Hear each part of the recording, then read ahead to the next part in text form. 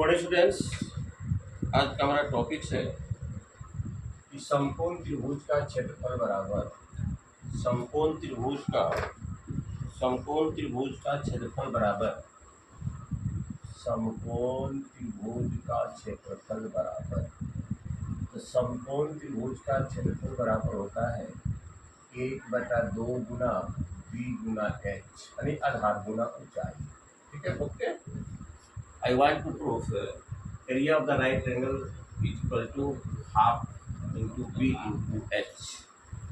यह फिगर आप देख रहे हैं स्क्वायर का है, इसकी चारों भुजाएं बराबर होती है और प्रत्येक कोण इसका 90 का होता है। और आपको यह भी पता है कि स्क्वायर वर्ग एक प्रकार का स्पेशल समांतर चतुर्भुज होता है।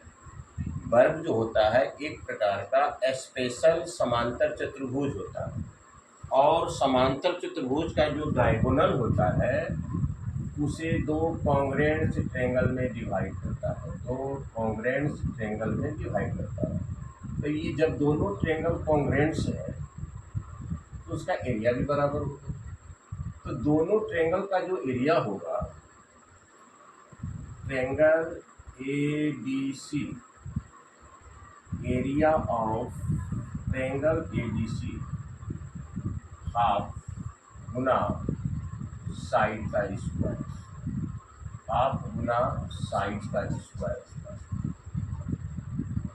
तो भाई area of the triangle half Guna side का स्क्वायर, एरिया ऑफ त्रिभुज ADC तो हाफ साइड का स्क्वायर।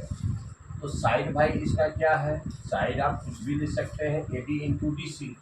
तो हाफ बराबर AD का स्क्वायर आप दे सकते हैं।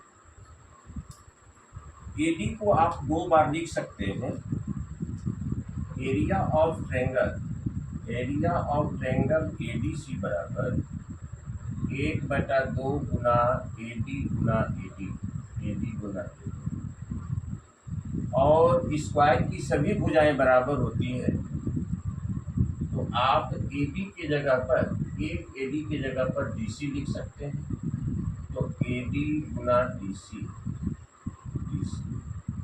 और यह भी राइट ट्रायंगल है, यह भी राइट ट्रायंगल है। इसको आप राइट ट्रायंगल लिख सकते हैं। Area of right triangle ADC बराबर 1/2 आधार गुना ऊंचाई, आधार हो गया DC, ऊंचाई हो गया AD। आधार को आप B द्वारा इंडिकेट कर सकते हैं, ऊंचाई को H द्वारा इंडिकेट कर सकते हैं। तो 1/2 गुना B गुना H।